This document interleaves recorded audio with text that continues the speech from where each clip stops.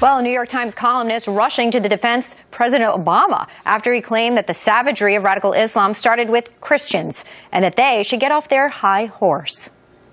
I'm totally pro-Obama on this. I think he said the right thing. Listen, it was a gospel of humility.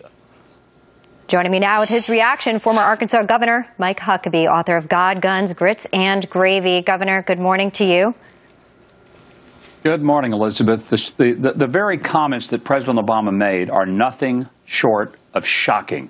How on earth he could go back 1,000 years in history and pick up something that Christians did in response to Muslim aggression and somehow blame Christians for the burning of a Jordanian pilot, for the cutting off the heads of children who were Christians.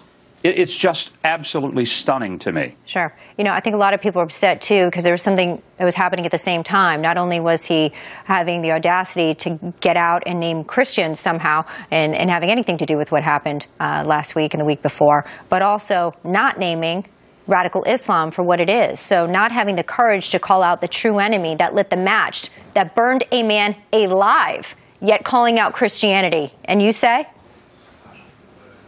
He never once in his speech said we are fighting against Islamic Jihad. He never even said that these people are a perversion of Islam, even though everyone who is in the fight says it is, everyone except Barack Obama.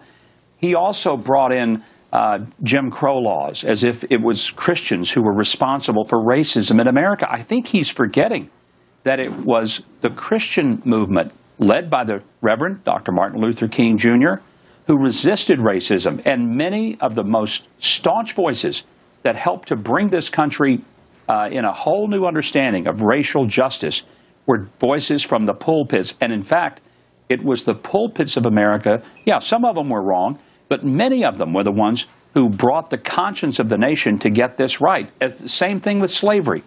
This president has a high horse himself. It's his teleprompter. And what was shocking about this speech, this wasn't an ad-lib, off-the-cuff remark. This was scripted.